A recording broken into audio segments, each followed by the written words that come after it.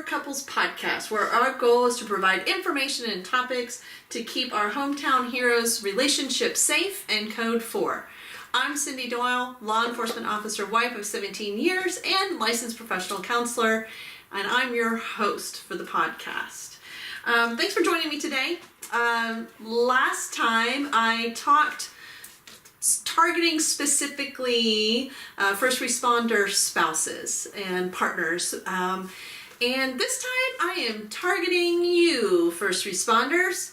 It is your turn to get your own little podcast. Now, if you are a spouse or a partner, please feel free to listen because trust me, you're going to like the information too. But I am going to target my first responders today. So we're going to talk about opening up. Yep, you're going to have to open up. That's what I just said.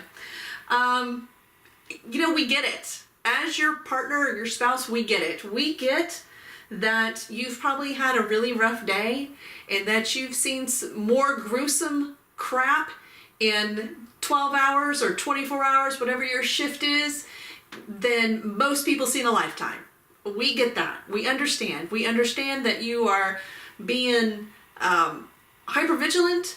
And you've got these highs and these lows. If you're in the fire department and the fire first responders, they run out and they're like, adrenaline! And then nothing for a couple hours. And then adrenaline! Or maybe you go all the time. There's departments that do that too. And then there's other departments that are smaller and don't have so much. So, maybe it was a slow day. Or maybe it was a really busy day. Maybe it was a full moon. I don't need to say anything more about that. So, full moon. But the thing is that you still need to connect with us. And we need to connect with you. So we want to know what's going on with you. And we really want you to share what's happening. We want to know how you're doing. But this is what I hear a lot from you people. This is what I hear in my office. Top excuses for not sharing. This is my list. Number 1, you're tired. Yep, I get it.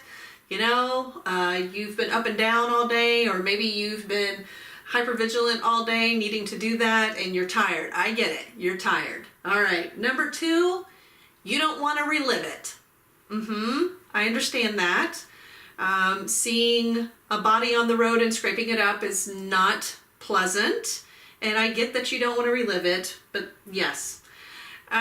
So number 3, well, it's the same stuff. It's just a different day. Yeah. Okay. No, it's not. Stuff happened. You told jokes with the guys, I'm sure. There were other things that happened. It's not just the same stuff. Number 4, that we just can't really understand. We don't get it. Yes, I've heard this before. Well, she's well-meaning, or he's well-meaning, but, they can't really get it. They don't really understand. And number 5, that you don't want to burden us with it. Okay, I get that some of those have some merit, but most of them are crap. But those are your excuses for not opening up. That allows you to just shut down because that's what you're comfortable with. And I get that, and I understand that, but I'm going to tell you why that's bad. And I'm going to tell you why it's important for you to open up. So first of all, by not sharing any of your emotions, your mental health, by not sharing any emotions, your mental health in turn impacts us. You get moody. You get depressed, you get edgy, you get controlling and angry. We wind up walking on eggshells because we're not sure when you're going to go off. No, this isn't all the time, but I will tell you that this is a common complaint that comes into my office. And it's a common complaint when I talk to spouses as well. So keep that in mind. You may be having night terrors and not be able to sleep soundly. And guess what? That impacts us too, especially if we're in the bed with you. But you wake up and you're moody and we don't know why. And so that's not helpful. So in addition to your mental health or your emotional health, this also impacts your physical health. Let me tell you why. When you hold on to emotions, your body reacts. It has to go somewhere. So if it's not going out of your mouth and talking and dispersing it in some way, it is staying within your body, and your body is reacting to it. Whether you know it or not, whether you realize it or not, your body is holding on to this, and it's making your body toxic. There is cortisol that gets released, and if you're not expressing or doing something about it, then that cortisol stays in your system. When you have that cortisol, it makes you hold on to weight. So in that weight, then it's making you heavier, and you also eat crap, and then you wind up like snoring, and it's bad. You wind up like having high blood pressure. How many of your first responders, or how many of you first responders are on high blood pressure medication? You wind up having stomach issues or irritable bowel stuff. You wind up having all kinds of pain in your neck, in your shoulders, in your back, because that's where your body stores stress most of the time. And then the final part of it is you wind up using coping skills that are unhealthy, like alcohol. And alcohol is one of those things in the community that is just common. It's totally acceptable to drink and not think about the impact that it has on you, your body, your family, because you're numbing. And I get it. However, expressing your emotion is a far better way than trying to hold on to it. We know that you have to put it away. We really know, we get it. Like, if you went to a call and had to like feel every call, you wouldn't be able to do your job. It's honestly the same thing for me. Or if some of you work in the medical field, too. Like, if I had to really sit and think and feel about every situation that people bring into my office as a therapist, like, I would be a basket case. Yours is a different capacity. I know. You do it as a way to get through the day. That dark humor helps so much. And so we actually understand and get why you have to hold on to it. But at some point in time, it needs to come up. And it needs to come out. If you were to share some of it, it helps. It helps to ease the emotional pain, and it helps to ease the physical consequences of what's going on there. So you could choose to open up with the person that's there for you, the person that wants to support you, the person that's committed to support you, whether that's your partner or your spouse. We get that you need to have emotional distance from the event.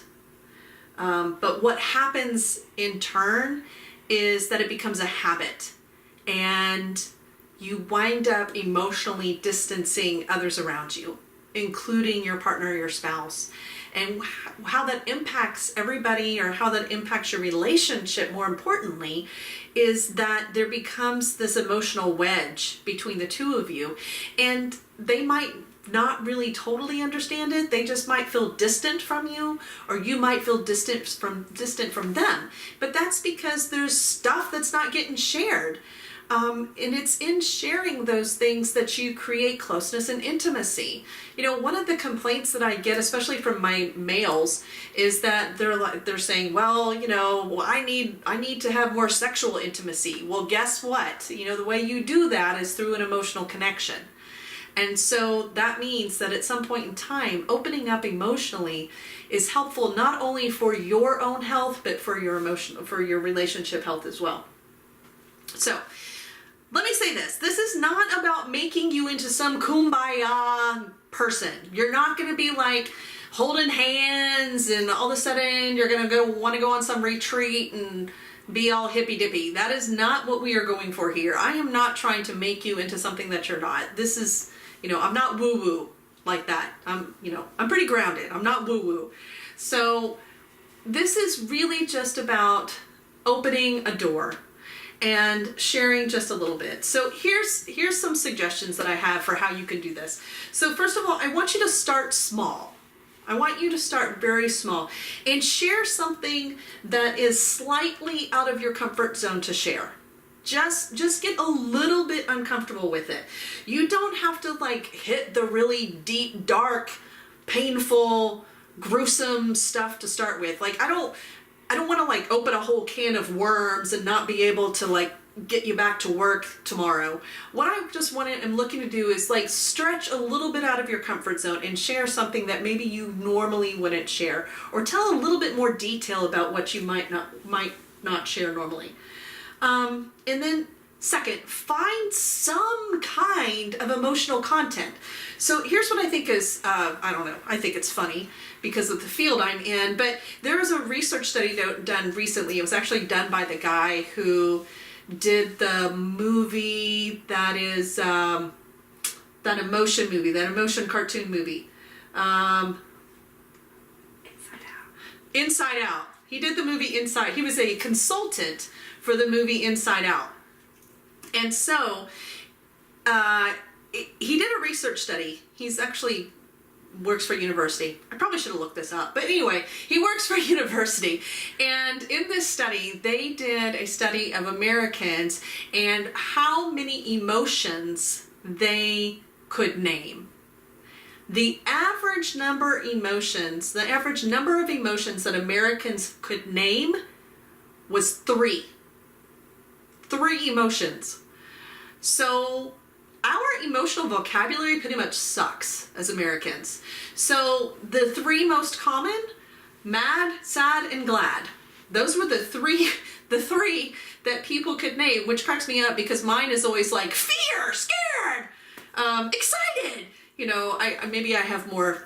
Of course, look what I do for a living. But so I get it. Like emotional vocabularies aren't as developed as we need to have them for communication sometimes. And so you might think about that. But let's just start with some basics. So you want to find some type of emotional content. So let's start with some basics, like mad.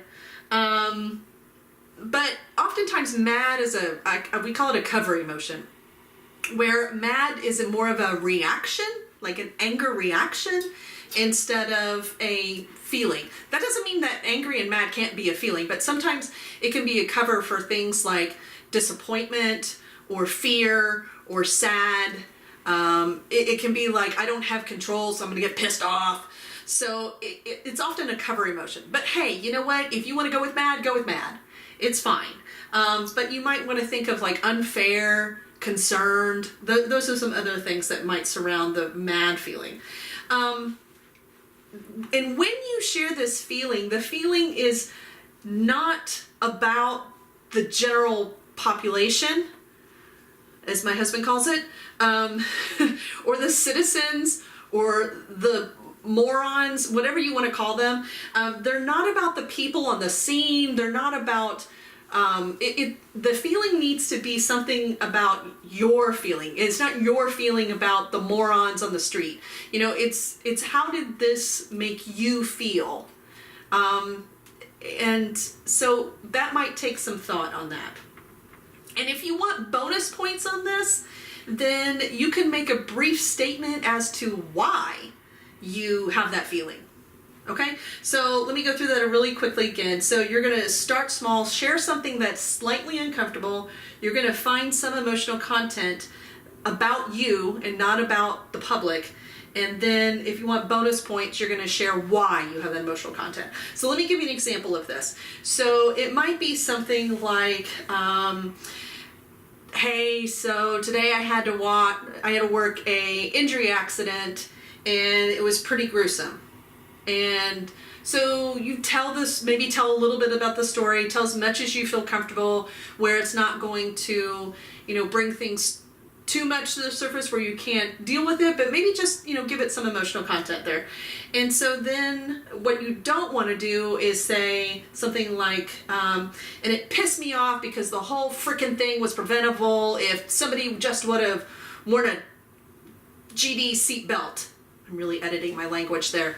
Okay, so, that's about somebody else. What you want to do is you want to talk about you and not about the other people. So it's not about blaming them or saying they're stupid or morons. It's about how it impacted you. So maybe instead you want to say, hey, I worked this accident. It was really gruesome. And it really made me worried that someday some idiot is going to run into you and that could happen to us. And I just have no control over that. And that bugs me. That worries me. That would be an emotion plus bonus content. And so you see, it's about sharing just a little bit about how it impacts you. You're not going into gory details of what happened on the scene, but you are sharing like how you are emotionally impacted by that. One of the things that I know bothers first responders a lot is things with kids. And so, especially if you have kids, that usually is something that needs to get talked about a little bit, because if you don't, what we wind up doing is trying to control things, or what you wind up doing is trying to control things in a different level. So anyway, share emotional content. So hopefully that makes sense. And when you share that, so after you've said this, you want to wait and allow space for your spouse to respond in some way. And hopefully they can hear what you're feeling and they don't just dismiss it. If they do, make them listen to my podcast last week. Because they need to be able to hear it. They need to be okay with you feeling uncomfortable or scared or disappointed or whatever it is. They need to be okay with that. And they need to allow you to have space to do that. So just start small. Like I said, it's not about taking away your coping skills or ripping off Band-Aids.